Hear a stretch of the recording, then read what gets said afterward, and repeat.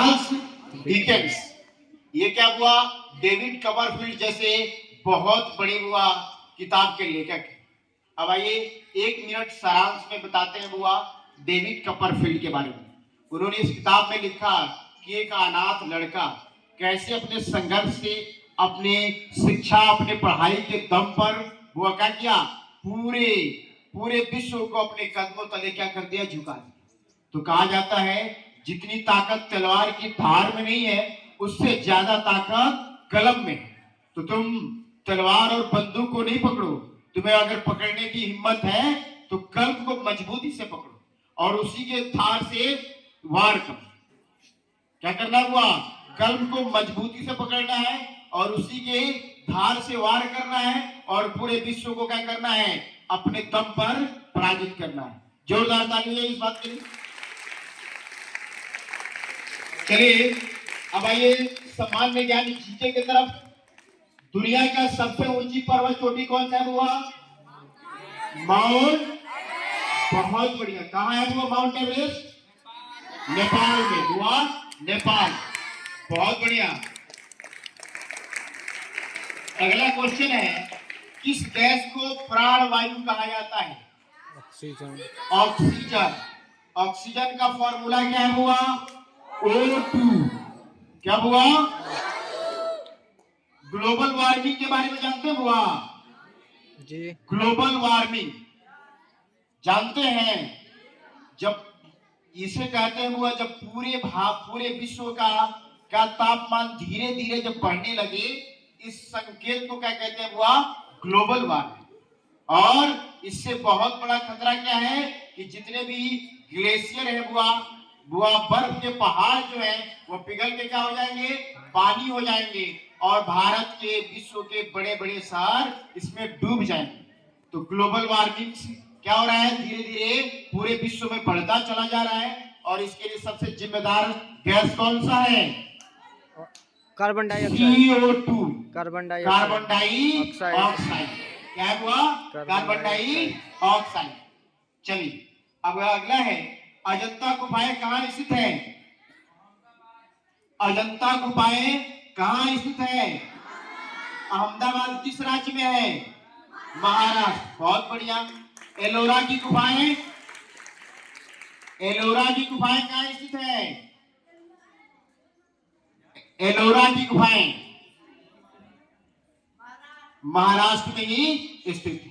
अगला हुआ, Thomas cup किस खेल से संबंधित है? थॉमस कप बैडमिंटन से। बोलिए क्या? बैडमिंटन से संबंधित है। सैयद मुश्ताक अली ट्रॉफी किससे संबंधित है? क्रिकेट से संबंधित है। किससे? क्रिकेट से संबंधित है।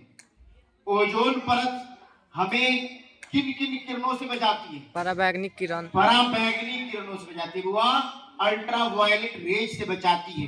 अगर डायरेक्ट हमारे चमड़े पर अल्ट्रावायलेट रेज पड़ जाए तो क्या हो जाएगा? स्किन कैंसर होने का चांस है। और हमारी वायुमंडल के क्या ओजोन परत क्या करती है? इसको रोकती है। चलिए अब आइए चलते हैं रीजनिंग की तरफ। विमान का संबंध पायलट से। विमान का संबंध किससे हुआ? पायलट से। और जहाज का संबंध? नेवी से। कप्तान से। हुआ विमान को कौन उड़ाता है? पायलट। और जहाज को कप्तान उड़ाता है। बहुत उड़ाता है जहाज को? नहीं, चलाता है। जहाज पानी में चलता है। ठीक है। आगे किंग, आगे चलिए पेन।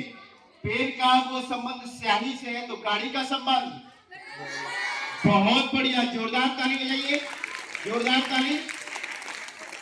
अब आइए 2 के बाद 6, 6 के बाद 12, 12 के बाद 20, 20 के बाद 30, 30 के बाद जोरदार ताली।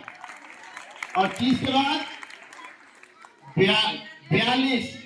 कितना का गैप बढ़ रहा है हुआ? 2। 12 का, इसके बाद कितने का गैप होगा? 14 का। चलिए अब आगे 5 नंबर में है, 6 के बाद 12, 12 के बाद 15, 15 के बाद 30, 30 के बाद 33, 33 के बाद देखिए 6 के बाद 12, अब 12 के बाद 15, 12, 6 और 12 में कितने का गैप है? 6 का, और 12 और 15 में 3 का, यानी आधा गैप हो गया। अब देखिए 15 और 30 में कितने का गैप है? 10 का, और 30 और 33 में 3 का। अब बताइए 33 और 33 के बाद क्या होगा? दुगुना होगा। क्या होगा?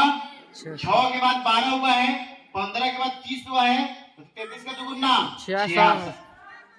चलिए आगे ये इंग्लिश में, इन का मतलब अंदर, इन का मतलब अंदर, आउट का मतलब बाहर, नियर का मतलब पास, नजदीक, और फार का मतलब दूर। बहुत बढ़िया, जोरदार ताली बजाइए। अब बताइए फ्रेंड का, इनेमी का पुश, धकेलना, और पुल, खींचना। पुल मतलब बहुत बढ़िया। रिमेंबर, फॉरगेट, बहुत बढ़िया। अब आइए हिंदी शब्द, हिंदी शब्द है बंदर। बंदर का पर्यायवाची क्या होगा? बानर। क्या होगा? बानर। और पक्षी का क्या होगा? ठग।